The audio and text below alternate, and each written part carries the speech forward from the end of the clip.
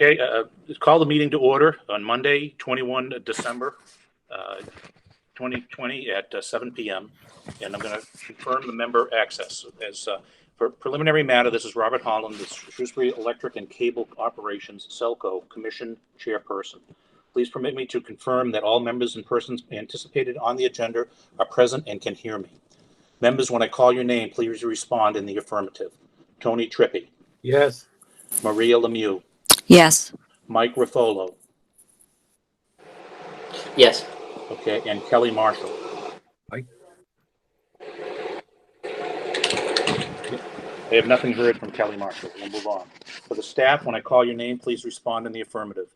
Christopher Roy, SELCO General Manager. Here. Kathy Reba, Administrative Assistant. Here.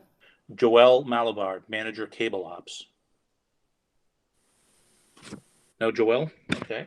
Jackie Pratt, Marketing Manager. Here. Jonathan Malabar, Systems Engineer. Here. Ralph Aliacarino, Electric Systems Manager. Here. And John Laverty, Manager Electric Ops. Here. And Mike Quidinamo, Finance.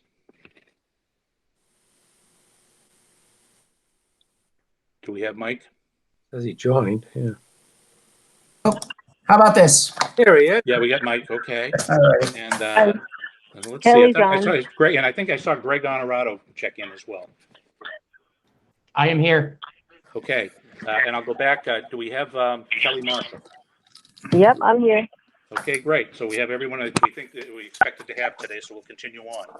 Okay, introduction to the remote meeting. Good evening. This open meeting of the SELCO Commission is being conducted remotely, consistent with Governor Baker's executive order of March 12, 2020, due to the current state of emergency in the Commonwealth due to the outbreak of COVID-19 virus. The order, which you can find posted with agenda materials for this meeting, allows public bodies to meet entirely remotely so long as reasonable public access is afforded so that the public can follow along with the deliberations of the meeting. Ensuring public access does not ensure public participation unless such participation is required by law. This meeting will not feature public comment. For this meeting, the SELCO Commission is convening by video conference via Google Meet as posted on the town's website, identifying how the public may join. Please note that this meeting is being recorded and that all attendees are participating by video conference. Accordingly, please be aware that other folks may be able to see you and that you take care not to screen share your computer unless asked by the chairperson or the staff person. Anything that you broadcast may be captured by the recording. Meeting business ground rules. You are now turning to the first agenda on the we are now turning to the first item on the agenda. Before we do so, permit me to cover some ground rules for effective and clear conduct of our business and to ensure accurate meeting minutes. I, the chair, will introduce each board member or staff member who has the lead role for this particular item or guest speaker associated with this item on the agenda. After they can conclude their remarks, the chair will go down the line of members first and then to staff members as necessary, inviting each by name to provide any comment or questions. I will then call upon the members to offer a motion and then for a second. Please hold until your name is called. Further, please remember to mute and unmute your phone by pressing *6 or mute your computer when you are not speaking, as to not trigger your camera feed or background noise. Remember that unless a document is being shared, your camera feed is triggered by your speaking or background noise. For any reason, please wait until the chair yields the floor to you and state your name before speaking. If members wish to engage in colloquy with other members, please do so through the chair, taking care to identify yourself. Finally, each vote taken in this meeting will be conducted by roll call vote. Mark Serra, SMC Manager, is recording this program for us, and we thank Mark and SMC for the support in remote meeting presentations. With that said, we'll go to going to our agenda for tonight. The first item on said agenda is to review and consider approval the warrants and bill schedules.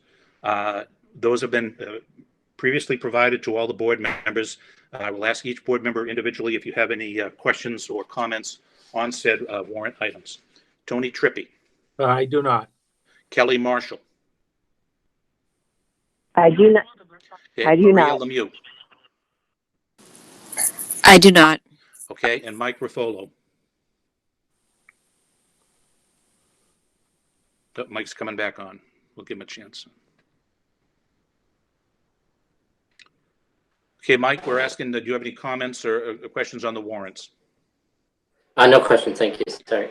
Okay, can I have I'm willing to take a motion to accept the warrants with the proposal that I will sign as a single person for all 5 people. Mike, I don't, if you've got any conflicts on the warrants, I understand. And No, there were no Yeah, minor I didn't see entries I saw.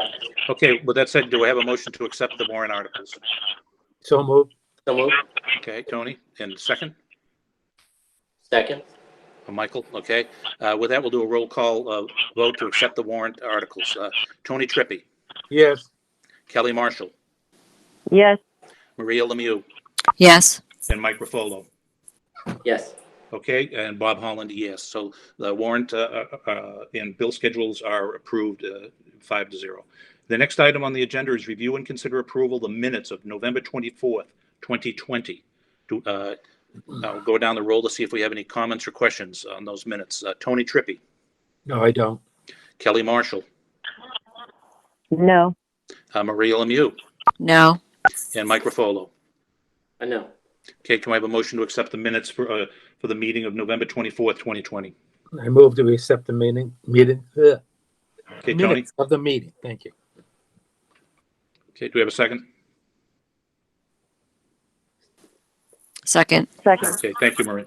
Okay, roll call vote to accept the minutes of November 24th, 2020. Tony Trippi, Yes. Kelly Marshall, Yes. Maria Lemieux, Yes. Mike Ruffolo. Yes. Okay, and Bob Holland, yes. The next item on the agenda is review and consider approval of the electric cash statements, November 2020. Mr. Quidadama, are you going to be presenting those tonight? Yes, I am. I've noticed a correction that I'm going to make on the fly here. It's involving the last paragraph and the total available funds. I don't know how it happened, but I've got the lines there from the cable cash report. So I'll be substituting the electric available funds numbers in the read to this evening, and then correct and resubmit this after. So the November 2020 cash statement, we have year-to-date electric cash receipts of about $33.7 million. That's 7% lower than last year and 6% ahead of budget. And going down the lines, the most varied amounts appear in merchandise and jobbing receipts. They're about 253,000 more than 2019 and 299,000 more than budget. Around 524,000 more receipts were collected from other departments last year at this time. The 508,000 received in November included 337,000 from MIS and 106,000 from cable. Miscellaneous receipts are budgeted with a total of 2019 less any extraordinary receipts like the 1.4 million in MWIC transmission credits from 2019. Probably a very good time to bring up because this is going to come into play in the budget. The reason for the variance in receipts for MWIC transmission credits is that in 2020, those credits were applied to the MWIC bills. So they were received in net and not received or not showing in the cash statement as a payment out as an expenditure and a cash receipt for the checks that they would write at the time. So we're at a net transmission cost for both financial statements and the cash statements.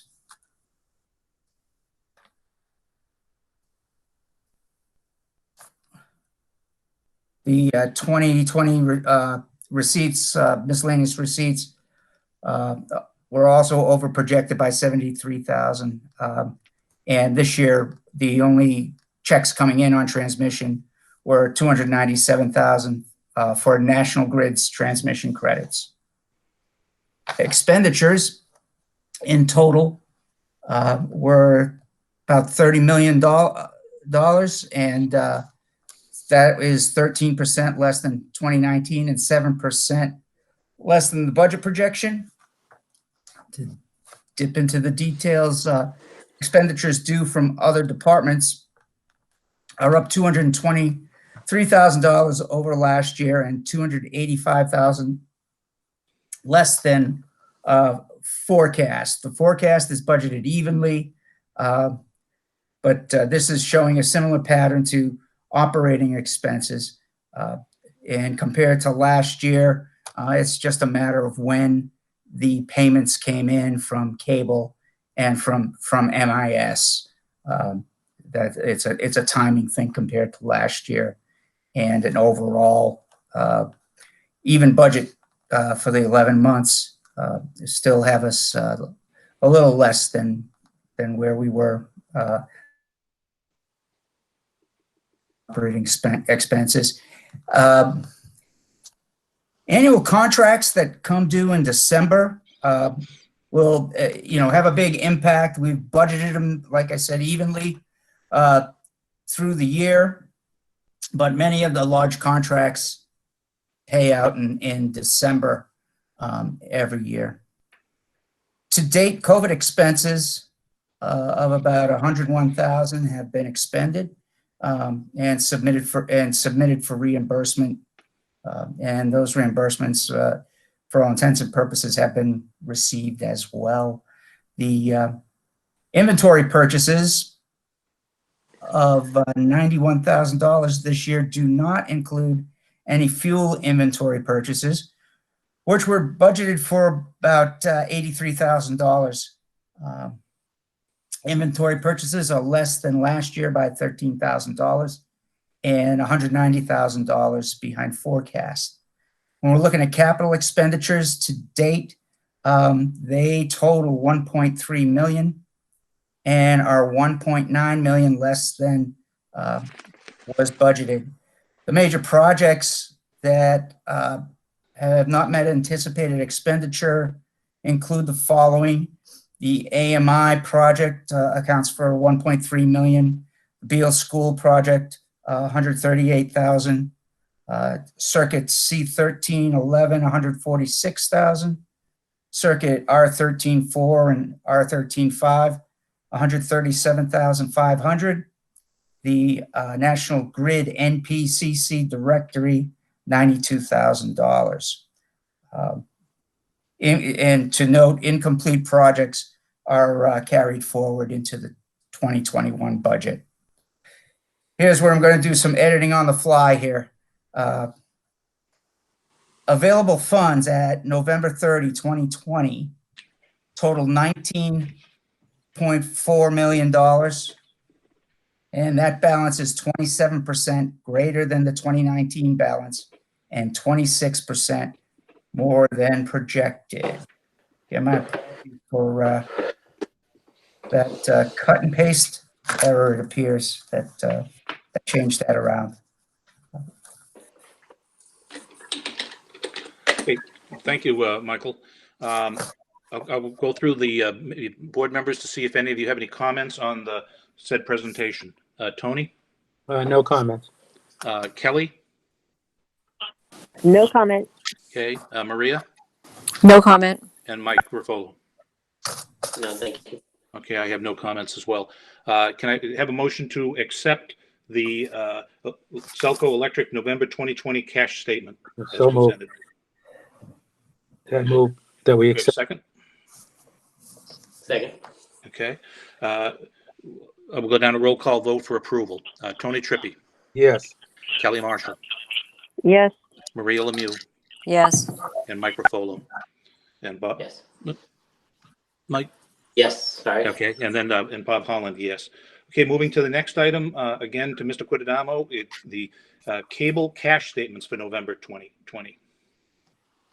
Okay, on November 30th, 2020, year-to-date cash receipts of $19.9 million are even with 2019 and just 1 percentage point below forecast. Other operating revenues are up to $293,000 compared to 2019 and $250,000 to budget. items included 184,000 for COVID reimbursements, 75,000 in scrap sales, and a refund of 51,000 from Gray Bar for a duplicate payment. Advertising receipts are $9,500 less than 2019 and $60,000 less than forecast. Restaurant closings during the pandemic and a negligible bump from political advertising are factors in that. Moving over to cash expenditures, overall cash expenditures of 15.1 mil were even with 2019 and 18% less than budgeted. The most significant influence comes from the ordinary plant investment line through November. The 1.7 million expended is ahead of 2019 by $858,000 and behind budget by 3.8 million. The fiber to the premise project alone is under expended for the year by 3.7 million. Through November, other plant expenditures were 46,000 more than last year and 217,000 less than the projected budget. The following projects are behind their 2020 budgeted schedules. The E7 OLT upgrades, their variance was 122,000. Wireless router inventory, those purchases are 69,000 less than scheduled through November. Head-end racks, 27,000 less than scheduled through November, and the digital converter inventory, $34,000 less than scheduled through November. Total available funds on 11/30/20 totaled $31.1 million. That balance is about 18% better than 2019 and 12% ahead of forecast, all due to the aforementioned details. Thank you, Michael. Going through the board to see if there's any questions. Tony Trippi. Yeah, just that 3.1 million less on the fiber, kind of going on schedule. That's off that much. That's what we've spent. I think we're limited to what the suppliers could provide, I believe, through this time. Defer to Joel on that, but I don't think he's here. I don't see him. I don't think he's there. But those are some of the limitations. And again, all of these, any shortfalls in expenditures in 2020 were carried forward into the budget, Right. into 2021. Okay. Tony, any other questions? No other questions. Okay. Kelly, any questions? No question. Maria? No questions. Okay. And Michael? Yeah, actually, I wanted to go back to electric just for a second. There was something about a pole rental, and it was quite an increase with Verizon. Can you explain what that is? It's a separate line item. Okay. Well, you're talking about the receipts there. That the merchandise and jobbing receipts also include construction and pole accidents, not just fees for pole rentals. That pretty much is even keel throughout.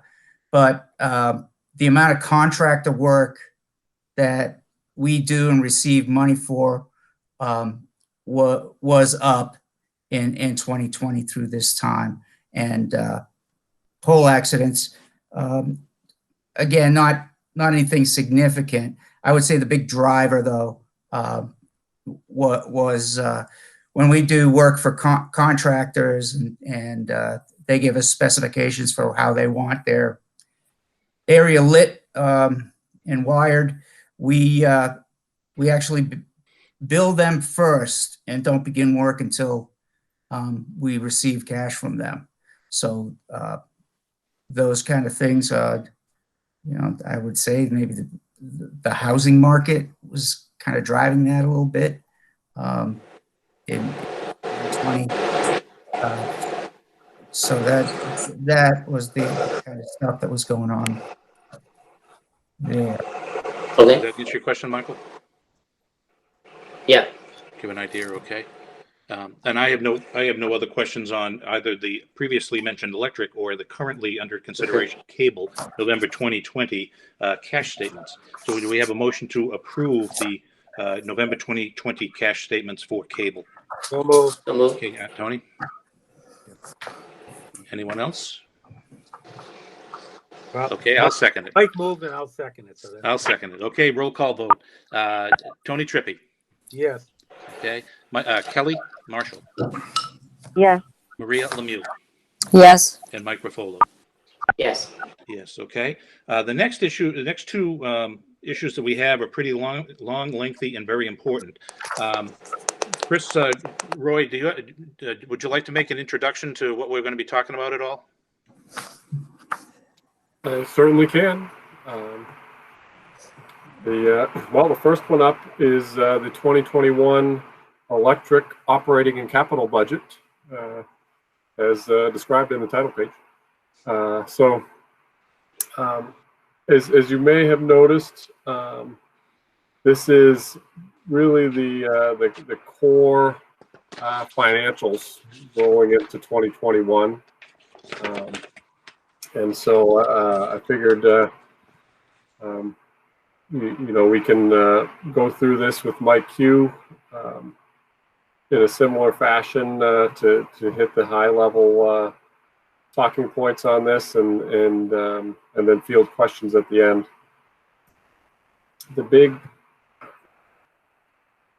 Okay. Do you want to turn the floor over to Michael and Codadamo and have him go over the highlights of the electric budget then for 2021? Sure, that works for me. Okay. Michael, the floor, Mr. Q, the floor is all yours. All right, thank you very much. I'm pretty much going to go through the page one that lists the operating results because that's pretty much a coverall of the detail that's behind it. If you like the broadsheets, that gives you a little more month by month show of how these things come through. But we'll start with that, the 2021 SELCO electric operating and capital budget. The 2021 energy sales are estimated at about 270 million kilowatt hours. That's 4% less than 2020 sales and these are based on EMWIC projections. And that's probably could be likely influenced by increased consumer energy efficiency, but also increased by the energy mix that has more generation provided by SELCO at this time. EMWIC provides SELCO with estimated purchased and generated kilowatt hours for the year, and that forms the basis for our estimated sales. The estimates consider historical data and normalized energy consumption using average weather for both summer cooling and winter heating. SELCO also provides EMWIC with known changes to their electrical loads, i.e. a major general service customer dropping service or the like.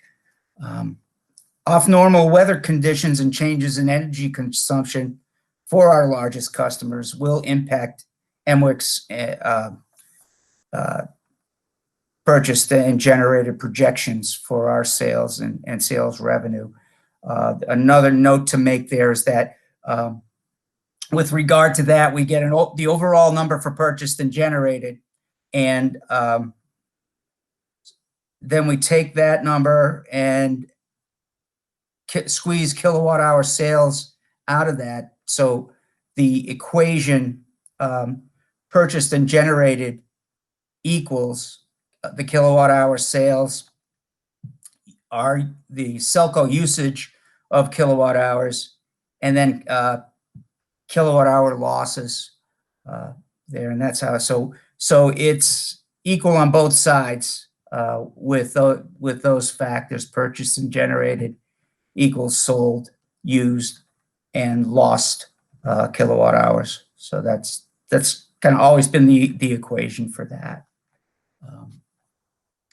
The operating revenue associated with those kilowatt hour sales projections, that's anticipated to be about 5.7% less than 2020. And looking at the GTA, which is our kind of like the steam valve on our rates for moving them up or down, we've remained status quo through 2021. And that GTA rate is a credit of 0.4 cents per kilowatt hour. Power costs, including generation and transmission per kilowatt hour sold, we're projecting that at about 7.5 cents per kilowatt hour for 2021. And that is up from 2020, the 2020 ratio of 7.3 cents per kilowatt hour. Purchased and generated power costs are forecast at 15 million. That's about 4% less than 2020. The Centec Peaker and SELCO solar farms also help mitigate those costs. Transmission expenses are expected to be even with 2020. The SELCO Centec substation is also a transmission provider. The Centec transmission associated costs are recouped and appear as credits on our transmission bills. Budgeted numbers provided by MWIC are provided by MWIC and include these credits. Some transmission credits from other providers are not included in the MWIC numbers. These credits are projected to be about 1.2 mil in 2021. In 2020, SELCO did not receive any MWIC transmission credits as checks, as cash receipts. They were netted against the transmission charges on the MWIC bill. So in 2021, we're showing the numbers net of those credits as well.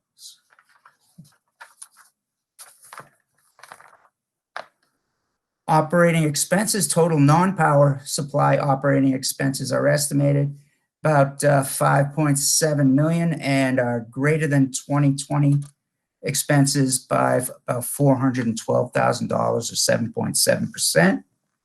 The 2021 distribution expenses are projected to be 115,000 and 5% more than 2020. Increased cost can also be attributed to the hiring and creating of new position, or the hiring and creating of a new position of engineer.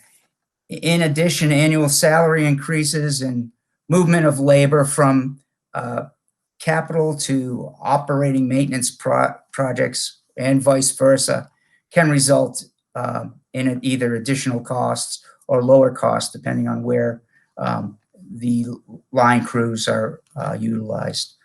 Overall, customer sales expenses are expected to be about 50,000 more than 2020. COVID-19 resulted in marketing functions being canceled and had expenditures down for 2020. The 2021 budget anticipates movement toward normal marketing activity. Administrative and general expenses are projected to be about 247,000 and 11% greater than 2020. There will be two new admin positions, an HR specialist as well as a procurement specialist will be added in 2021. New labor costs resulting from these additions and increases to health, property, and liability insurance premiums also add to the difference. Depreciation expense in 2021 is projected to be about 38,000 more than last year. And items are depreciated from the prior year's balance. So there's nothing that is purchased in 2020 or 2021 will be depreciated in 2021. Total operating expenses for 2021 are anticipated to be even with last year. If you look on that broadsheet, you'll see that the total expenses are 0.7% less than last year. Other income and deductions. The 2021 budgeted other income includes interest and dividend income earned throughout the year, interest charged to our commercial customers on their delinquent balances, work request fees, street light installs, pole attachments, and merchandise and jobbing are included in that.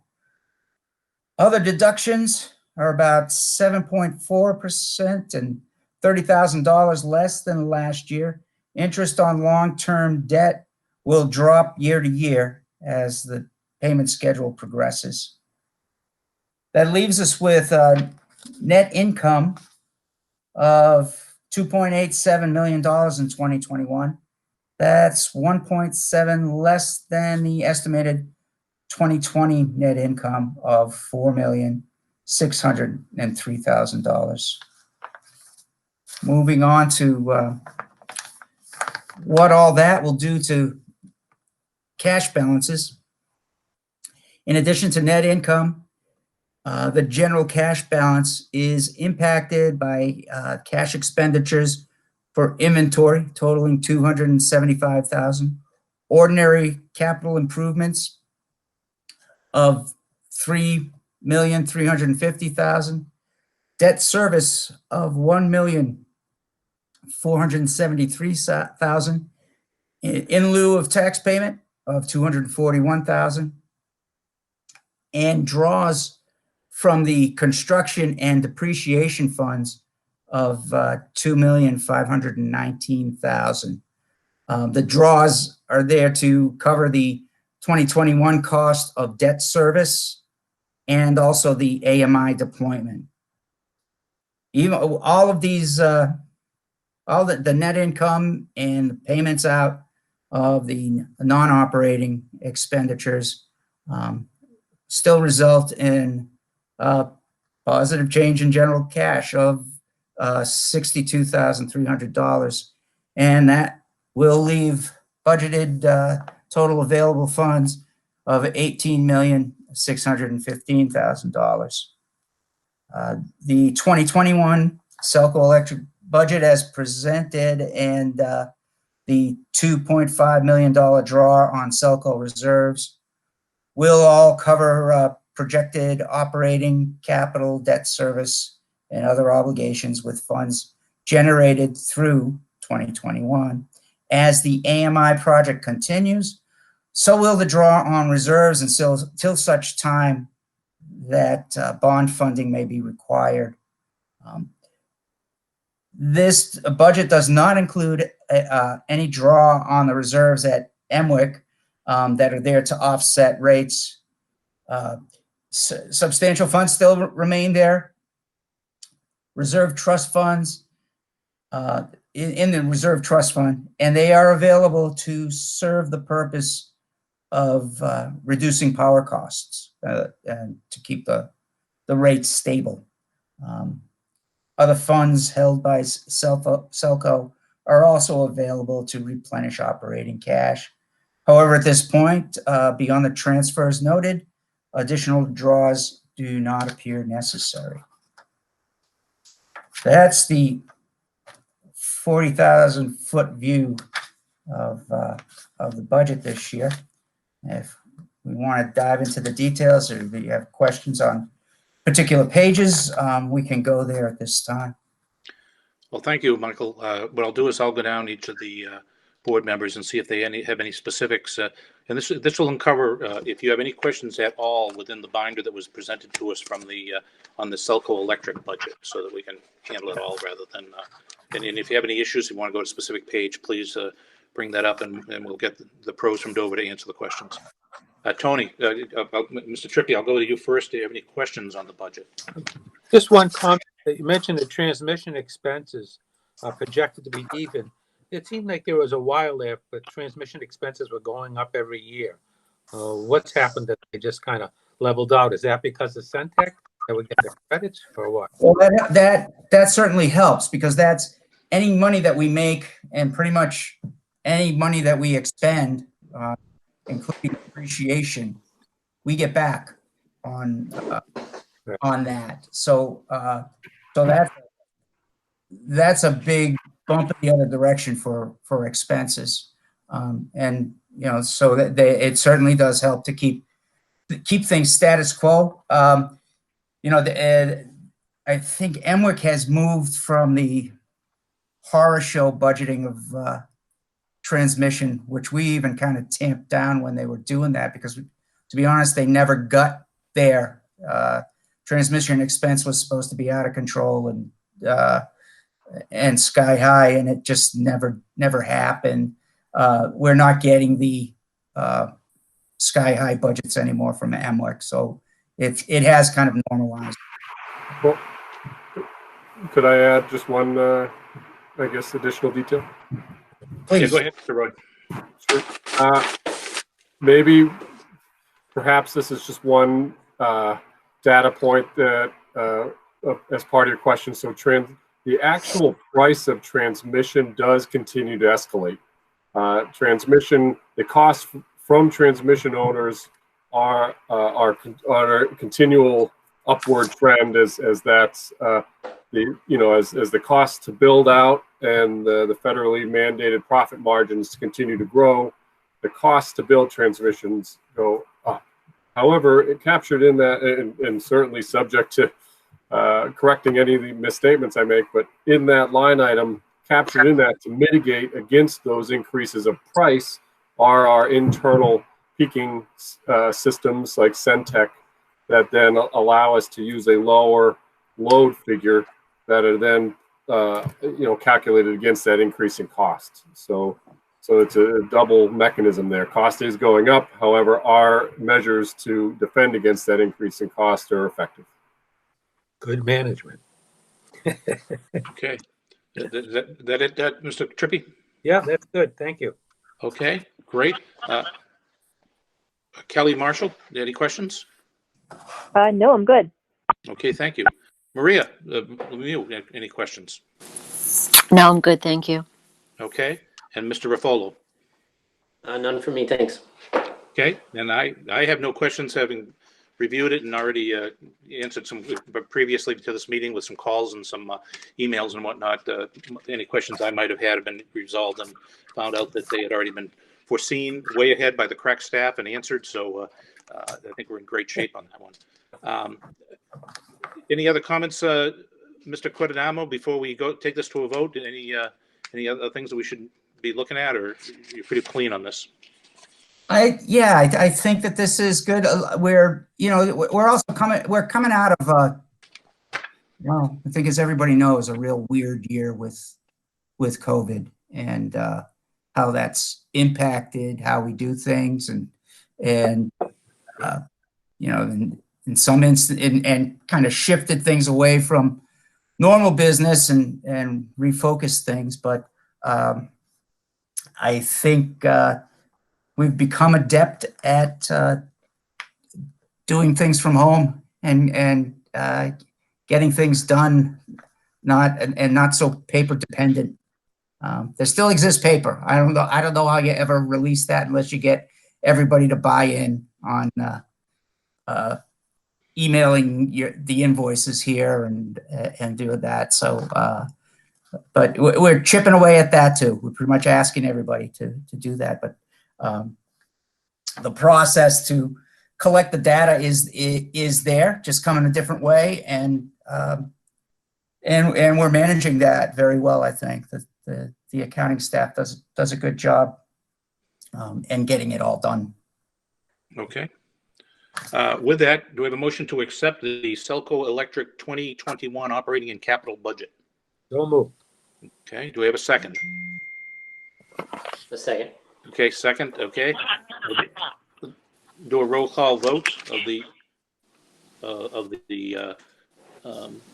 motion. Mr. Trippy, Yes. Kelly Marshall, Yes. yeah, Maria Lemieux, Yes. Mike Ruffolo, Yes. yes, and Bob Holland, yes. Yeah, I think that bottom line that the electric 2021 operating and capital budget is approved, and I'd just like to add that I think the previous year the electric staff, Mr. Iacarino and all the way down through the line folks with Mr. Laverty and whatnot, have just done an excellent job throughout the 2020, making it all happen and keeping it safe. I think that's the biggest thing, and especially in this pandemic, with not only the COVID requirements but also just in general out in the field. I think it's been an excellent job. So with that, thanks for 2020, and we look forward to, on the electric side, 2021. With that said, we move on to the ever popular cable 2021 operating and capital budget. And Mr. Quidadamo, you handling that one as well? Yes, I am. Well, thank you very much. You have the floor. All right. We're looking at cable operating revenue for 2021. It's estimated at about $21.1 million. That, again, is pretty even with the 2021 revenue of 21 mil. The operating revenues for 2021 include a rate increase in January in this budget. In actuality, probably not going to be able to get that in until February. The impact of not putting in the increase for that 1 month will reduce revenue in that 1 month by about $50,300 for off of this budget. But that's kind of a sidebar on what, if you make a mental note of that, that's probably what's going to happen in reality. And when somebody's comparing financial statements next year, that's probably what you'll hear about the first quarter there. So the actual increases include a $4 increase to both expanded and basic signal rates, and upping the franchise fee by 50 cents. So commercial expanded basic rates will increase $8 per month, the 2 fours. Basic subscriber levels are still projected to, again, decline. These declines are kind of averaged out on by what our experience has been over the past couple of years. So that we're looking for a decline of about 680 basic subscribers. On the digital side, that shows a drop in about 540 digital subs. The budget numbers include about 90 customers upgrading to TiVo. The premium and pay-per-view activity, those continue to decline as well, with the very much growing availability of free video on demand options, and as well as internet streaming providers. So the rate increase is we're looking to mitigate some of the declining subscribership and have signal revenues, and those have signal revenues about 1% ahead of 2020 levels. Without the increase in digital rates, in basic and digital rates, the declining customer revenues would be about 8% less than last year. This month is the ninth, or this 2021 is the 9th year of the reduction in the senior discount on basic and expanded rates. This discount in 2021 is at 11.5%. That a 1.5% reduction in the senior discount is planned each year until 2022, when the discount will settle at 10%. The trend in internet subscribers continues to be, but in a little lesser of intensity, customers leaving the lower speed tiers of service to adopt higher speed service at an increased price. It is projected that about 1,090 customers will make the switch in 2021. We also anticipate 420 new wireless modem subscriptions, and this activity will have the ISP revenue around 3% and $285,000 up over 2020. When we're looking at telephone, there will be about 165 fewer SELCO telephone residential customers projected at the end of 2021, most likely dropping service to pursue wireless alternatives. The number of business customers, we're looking to hold steady, and the voice over IP revenue is about 6% less than last year. The distribution of this budgeted revenue for 2021 shows signal revenue at 46% of total, internet at 47% of the total, and SELCO telephone service at 7%. Other income includes revenue from renting space on the SELCO cable operations tower to Verizon, revenue from shopping and religious channels, and advertising revenues derived from ad insertion on cable channels, as well as our own Barker advertising. It is anticipated to be $6,200 and 2.7% less than last year. We're projecting other income of $227,840. Moving on to expenses, the total operating expenses before depreciation are estimated at $14.2 million. That's about 7% more than 2020. Head-end expenses are projected to be about $66,000 ahead of last year's level. A supervisory position, the head-end operations manager, has been open since September and will be filled in the second quarter of 2021.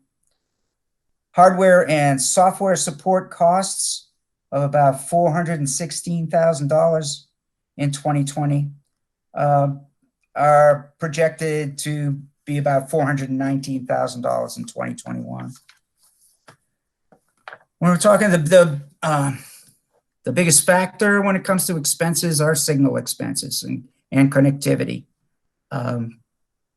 The total signal expenses, including connectivity, franchise fees, and the SMC fees, are projected to be about 8.6% greater than in 2020. Even with the loss of basic and expanded and digital subscriptions, the carrier rates continue to increase. And then TiVo costs the addition of TiVo costs have signal purchases up about 10%.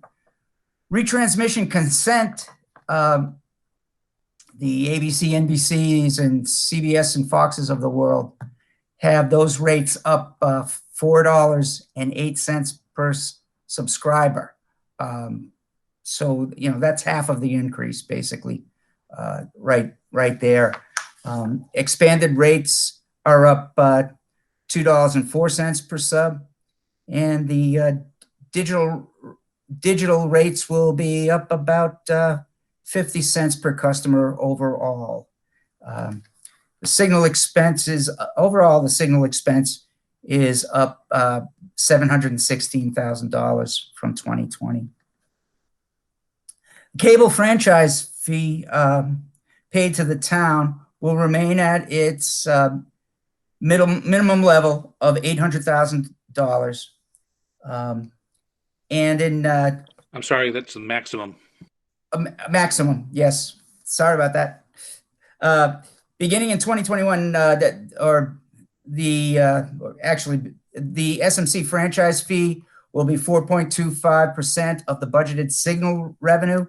And this year, Mark Sarah, if you're listening, that's going to be $411,000 and $411 and $414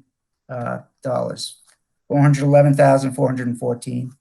And this will be paid quarterly to SMC.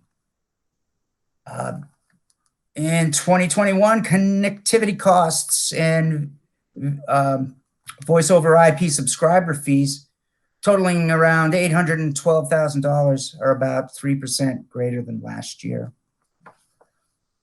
Transmission expenses, or the cost to power the cable system in 2021 look to run about 3% more than 2020. The 2021 budget for distribution expenses is about $54,000, or 5% less than the dollars expended in 2020. Figuring that more labor will be directed toward the capital projects and not directly expensed, including in those capital products include the pending fiber project. 2021 budget for customer sales expenses is forecast to be about 7% more than 2020. COVID had a lot to do with keeping those expenses down. Administrative and general expenses are budgeted to be around $128,000, or 8.7% greater than 2020. Property and health insurance premiums account for that increase. Depreciation on $42 million of SELCO cable in-service fixed assets of the depreciation is $2.6 million, is around 4% greater than last year. The difference in cable depreciation is that half of the items, half of the expenditures for capital in 2021 will be depreciated. So it's a little, there's also a bump from 2021, as well as depreciating the 2020 capital balance. Debt service. SELCO is financing part of its fiber to the home project with a $15 million bond, and the proceeds are to be received in 2021. The interest due in 2021 will be $142,500. Net income for 2021 is projected to be $4,335,069. That income is about $1.12 million less than 2020, and the projected net income is $5,464,543. And looking at the capital budget for ordinary improvements, it's $8.9 million. The largest expenditures, of course, will be $7.55 for the fiber to the home project. The next ones in comparison pale. We have $532,000 for the optical network terminals, $273,000 for fiber proliferation, and $110,000 to replace truck C10. ISP and digital capital projects for 2021 are budgeted at $500,000. The most significant items include inventory purchases of $230,000 and E7 OLT upgrades, and those are used to provide service to Sterling of $75,000. The balance of the 9,442,000 in 2021, the of capital additions, all of that will be funded through bond proceeds, cash reserves, and operating cash. And looking at the impact on cash, as presented, the budget results in positive cash flow of $960,000 from operations after other plant investment. Bond proceeds of $50 million will be received into the SELCO Cable Bond Fund in January and drawn down monthly in the amount equal to the actual expenditures for the fiber to the home project. A transfer of $4 million will be made to the depreciation fund in January. We've been doing that for at least a couple of years now. And that's designated for SELCO Cable's funding, of its of the debt service and the SELCO portion of the fiber to the home from its own reserves will first hit the bond fund, and later the depreciation fund will be used once the bond funding has been diminished. Cash generated from operations and the drawdown of the bond fund will cover the 2021 plant investment, the annual cable franchise fee to the town of $800,000, and the SMC fee of $411,000. Based on declining subscribership, SELCO has already been subject to rate minimums for being below minimums from our providers for being below contracted subscriber penetration levels. Rate increases will continue to be necessary for our customers as the subscribership shrinks, and we still have to cover those signal costs. SELCO Cable will need to maintain its viability by building a robust fiber infrastructure and seeking new revenue streams outside of Shrewsbury. Reserves tucked away for future investment will help SELCO do that transition as the industry changes. Thank you, Michael. Chris, do you have any comments overall on the cable side of the house, or shall I just open it up for the commissioner's questions? No, I think Mike covered it. I figured perhaps the biggest item in there would be the use of bond funds, which I'm not sure how much of that had been discussed at prior meetings. So perhaps I could just highlight the strategy behind that if you think it's worthwhile. You can give a rundown. I mean, people are aware that we've approved through town meeting the bonding. It's just a matter of when do we want to apply for the money, and it seems like no time but the better to do it now with lower interest rates. But I'll let you. Is there anything else that we need to know on that? Sure. Well, yeah. Spoiler alert. I'd say that's certainly a big factor. As everyone knows, couple that with the efficiencies of combining forces with the police station borrowing for one S&P rating. So the S&P rating one process, the favorable rates at the moment. And then the third one, which I think was worthy of consideration, is looking at the estimated project cost from that CTC report coming in at 30 to 33 million. That was a 2017, 2018. I'm not sure if the deliverable spilled into 2018, but it was initiated in 17 at least. And that was pre-COVID, and COVID has really, shown and created a demand for fiber infrastructure. So I'm not an economist, but it seems like the rules of supply and demand have had an impact on materials and fiber plant. We've seen lead times extend out months. In some cases, without the relationships, folks that don't have established relationships with the suppliers are waiting a year or more for fiber shipments. And so there are some, not substantial at this point, luckily, but there are some potential, cost implications for, the scarcity of fiber in the COVID world. So I think there's some benefit to leveraging bond funds now, and then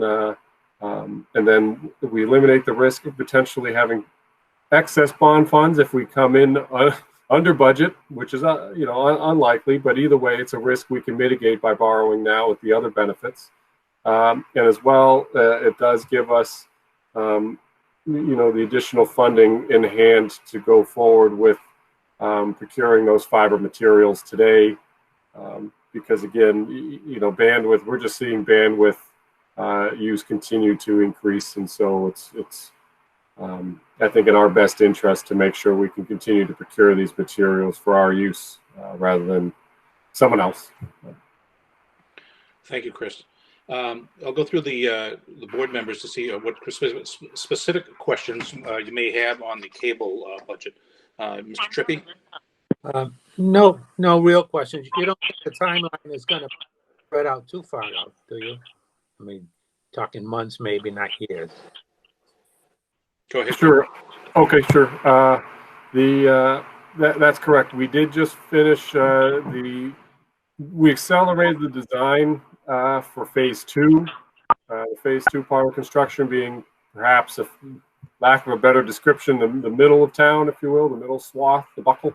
And so that way, what that did was, without going through the normal, more precise design, we did a higher level version that was enough for us to get fairly accurate estimates of the fiber plant we would need, the drops and things like that. So we were able to do that and place an order just last week, I believe, if I'm not mistaken, to have that shipment come in for June, which would keep us on schedule. So again, that was a 6-month plus lead time for that material. And because we were able to get the design done, that should keep us on track with what we expected for the schedule. Okay, Tony, any other questions? No other questions. No. Okay, thank you. Going down next, Kelly, Marshall, any questions? I'm good, thank you. Okay, and Maria? I have a couple. Just in regards to the revenue, if we know that the increase isn't going to happen in the rates until February, and we know, and we can put a dollar amount on that, shouldn't we adjust the budget by the 53,000 now before accepting it with this additional income that we know we're not going to get? And then the other question I have is in regards to the trends, and if we're anticipating a decrease in cable clients, then why are we anticipating this? What trend is showing us that we should anticipate an increase in the TiVo? I didn't catch the last part. Well, Jackie. Jackie, you want to go ahead and? Sure. So beginning, I think it was at the end of 2018, we no longer offered our legacy HD packages to new customers, right? If you didn't already have it, you couldn't get the old Cisco boxes if you wanted HD. So anybody coming into town now and signing up for service, the HD service they get is TiVo. That's why that would continue to increase. Okay, thank you. If I may, I'd like to, we adjusted $50,300, which in comparison to the total revenue and everything, not big, but I'm just saying it's going to impact many pages. And I'm offering a supplemental, maybe notation to to the budget that, you know, or we can go the whole McGill. Well, I'm just saying, if these are the numbers that we're going to be comparing to on an annual for the year, so instead of like every month, us going, okay, why is there this $53,000 variance? Is there a way to just say that how can we? Is there a simpler way to adjust this number? Well, and there is. I mean, we hold the budget after approval. You know, that can be changed, and that's what's held against the financials and the cash statements for the entire year. If it could be approved with the caveat that 50,300 is going to be adjusted next year, that might work quicker than. I think I feel more comfortable accepting a budget, knowing accepting a budget that we know the number is more more accurate to what we're anticipating. Fine. As opposed to having a variance every month that we know, like, it's like, we know we're going to have this variance every month. Like, why don't we just eliminate that from the beginning? No, you're not, because No? I can go back and fix that. Okay. It is republishing the entire budget. Oh no, I'm not asking. If we can fix, if we can Oh, yeah, that's accept this with the caveat that number is going to be adjusted, then. Yep. I'm not asking you to go through and do this whole thing all over again, this whole exercise. I just don't want to accept a budget. No, I understand. Okay, got it. Okay, good. Thank you. Mm-hmm. Okay, I understand. I take away from that overall comment is that when we go to approve the budget, we'll approve it with the knowledge that we have a $50,000 basic variance because we don't have a January pay increase, and that the numbers will be adjusted, and the flow points throughout the remainder of the year will be adjusted in the final edition of the budget.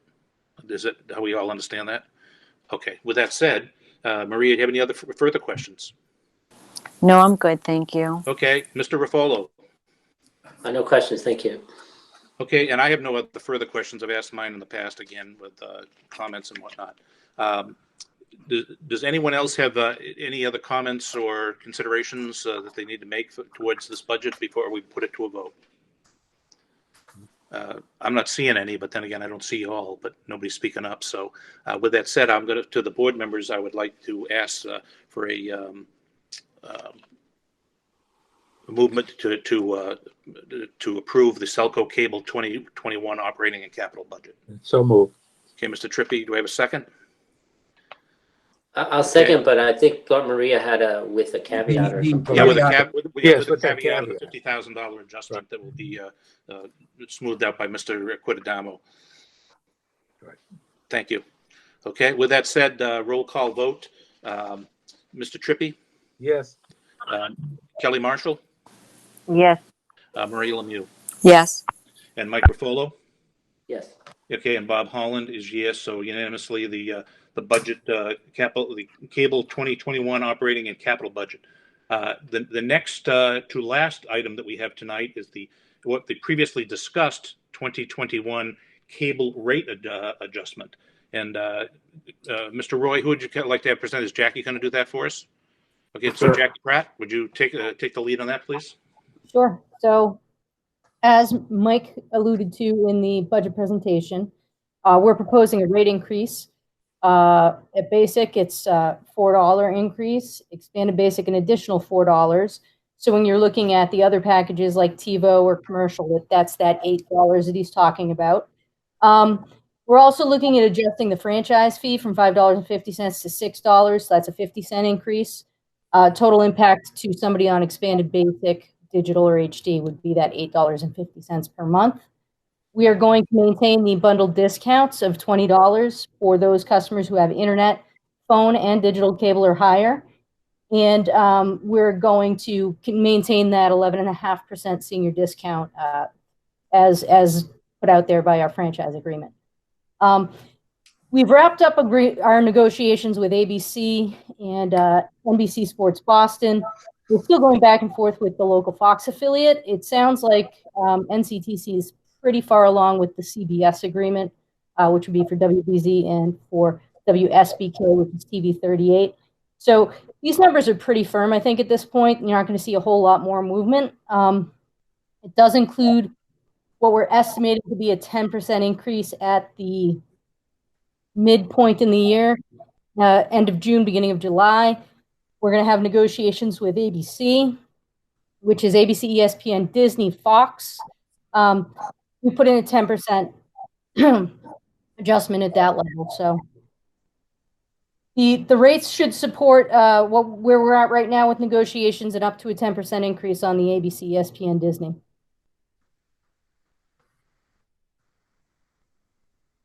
Okay. And by the way, you said we haven't done with Fox this year. Who's got the Super Bowl? That's a great question. I don't know. We're actually pretty far along with them in terms of the rate negotiation. We've had some back and forth. The terms of the agreement, the details, that's yet to be volleyed back and forth. Yeah, the only reason I ask is whether or not we're just being held hostage because of that.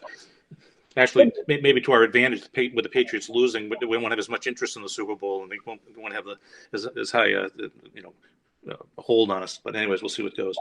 Okay, so bottom line is it's an $8.50 rate increase for expanded, and for the normal for somebody just on a basic, it's going to be $4.50. Is that?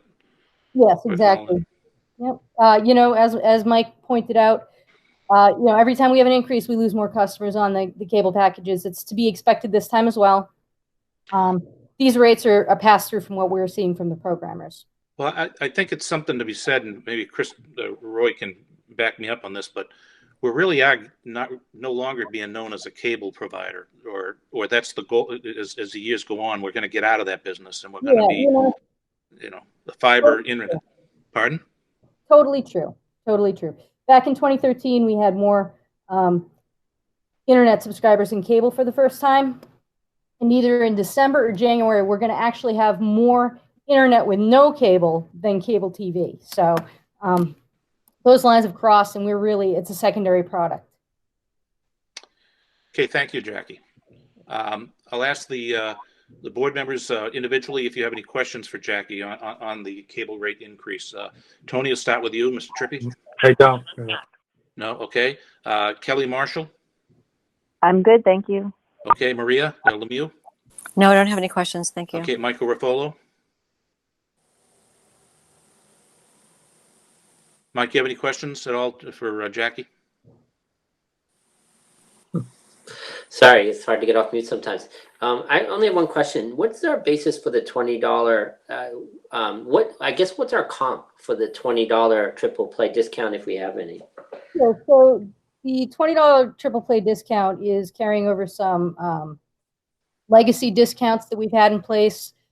Puts us more in line with the bundled pricing that you see from Verizon or Charter or Comcast. Really what makes us able to do that is the phone product cost. There's enough meat on the bone there to be able to offer it. So that's why you're getting it when you're adding the phone. Okay. Any other questions, Michael? Nothing else, thanks. Okay, with that, do we have a motion to approve the rate increase as proposed? I move that we approve that. Okay, do we have a second? I'll second. Thank you, Michael. And we'll go to a roll call vote to approve the cable rate increase. And I'm sorry, Jackie, did you mention exactly when this would start showing up in people's bills? Yes, this will be February 1st is when the bill issued. From that point forward, we'll have it. Okay, thank you. So from the top, voting to approve the cable rate increase, Mr. Trippy? Yes. Kelly Marshall?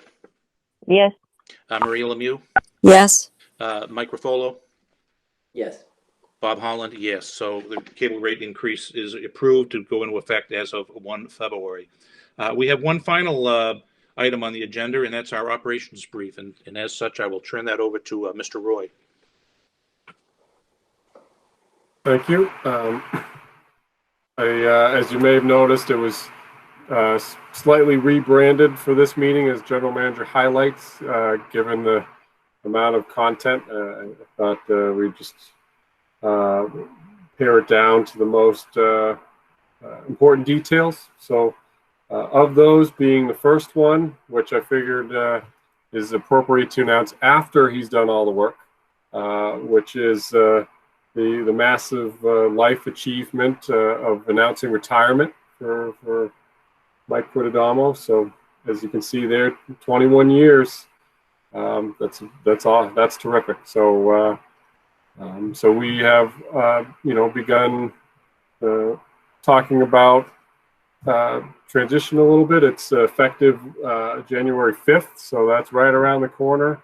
And so we're jumping right on determining our transition strategy for that for his position. So major kudos to him for making that leap into retirement. So that's by far the most important item.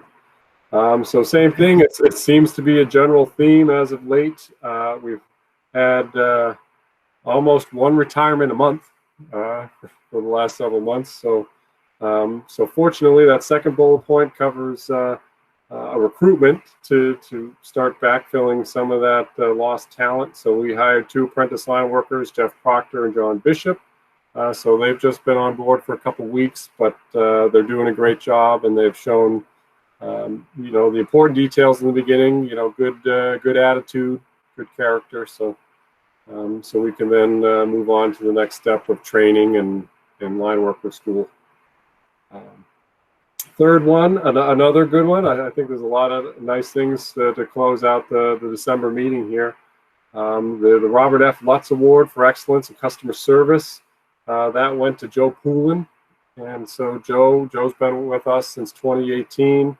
Again, in my tenure here, I've received several emails from residents just saying he's done a great job and appreciate having him either respond to a call or do an install, whatever that service may be. So it wasn't a surprise to me when I saw the vote tallies come in his favor. So congratulations to him. And I thought Jackie and her team did a real nice job putting together a video presentation, given the new normal we're in. So if you haven't seen that, then certainly we can send you the link. I thought that was a nice touch there, and I understand that Joe appreciates that. So that was a nice thing. Chris, I'd like to second that. Having watched the actual piece that was put together by Jackie, I thought it was very nice, not just about Mr. Poland, but also about, just as importantly, Mr. Lutz and what all he brought and the tradition that brought that on. So very well done. We kind of covered the fiber project, and so some of the things, given we're trying to work through the winter, just an interesting point to keep in mind. You might see in some areas that we've started to work backwards, where we've accessed some customer premises or areas that might have conduit. There's really, the options are limited. If a pipe is full of water and it freezes, it gets pretty tricky. So the ops folks have done their best to identify those areas that we can get in before we're iced out, if you will. So there are mechanisms that that we can do in a pinch. Certainly emergencies, we're coordinating with the water team, and their hot water jetter allows us to gain access, but that is time consuming and not necessarily what we want to do for construction work. So that if you're contacted or hear things through the grapevine on that, that's because we've shifted gears to doing some premises construction for that reason. We talked about the bond, so that kind of is a repeat of some prior comments, and then share the warmth. Again, I think that that was a really nice gesture and a good vote at the last meeting. So just re-emphasizing that fact that the donations are down, but the SELCO shifting of funds from our reserves, I think is going to go a long way this year. So that's just a data point there. So that covered it. Those were the most I think most important bullet points from this month. Well, thank you, Mr. Roy, and thank you to the entire staff. I was a little reticent in not also complimenting the cable team for the work that's been going on this year in 2020 as we look forward to going to 2021. So I'll go back on that as far as, nobody expected or perceived the COVID situation. And when it came time to really put a heavy demand on internet access and whatnot, the work that Joel Malabar and his team getting out there and all the node splits that had to be done in the neighborhoods where not only were the students, burdening the internet, but parents that had to stay at home, work at home, and do the like to keep up with that demand has been exceptional work. And then at the same time, balancing the other side of getting ahead of the game by getting fiber way ahead of the game on that, getting contracts in place, and Mr. Roy, with your guidance, getting the bond issue early so we can get the procurement done earlier, so we can keep meeting the demand, if not exceed, the time, or try to bring back the timeline as how fast we can get fiber to the home throughout the community. And additionally, the fact that, to pat ourselves on the back, I'll hurt my arm maybe patting it, but the fact that SELCO has been able to provide to ensure that every student in the town that attending school has access to the internet. And that's, I think, a great thing in cooperation with the school department. So with that said, enough on the cable, and we'll go, and I'll open it up to with one round to any of the board members if you have anything else to say. Mr. Trippy? I'd just like to say congratulations to Mike Quidadamo and for all the work he's done over the years. He's been great, and good luck in your retirement. Thank you. Yeah, he's now going to get actually busier than he ever was in his life, because trust me, retirement is not going to be a lounge chair. Okay, Kelly Marshall? Yeah, no, I would just echo that. I'm very, very happy for you. And want to thank everyone who worked so hard this year at SELCO. It's been a pretty rough year, and everyone's done an amazing job. Okay. Maria? I have to echo both comments from Kelly and Tony. So congratulations, Mike, and good job to Chris too, coming in the middle of all this, and for keeping everybody working at the best level that we can. So congratulations, everybody. And Mr. Rapolo? I don't know if I could add anything. Congratulations, Mike. That's awesome. 21 years has showed true dedication. I'm sure everyone appreciates your efforts. And it has been a tough year, a tough 2020. Let's hope for a much smoother 2021. Well, thank you, Mr. Rapolo. And Michael Quidadamo, I hope you're going to keep us posted as to your theatrical appearances in the coming years as COVID, everyone gets their vaccine and we can pack the theaters to root you on in your follow-on career. All righty. Will do. Thank you all. Appreciate all your support. Well, thank you, Michael, for all you've done. I know that these budget things must have been very hard, not being able to camp out in the office for 14 days in a row. Okay. Hey, well, thanks a lot. With the board members, can we have a motion to adjourn? So moved. Okay, in a second?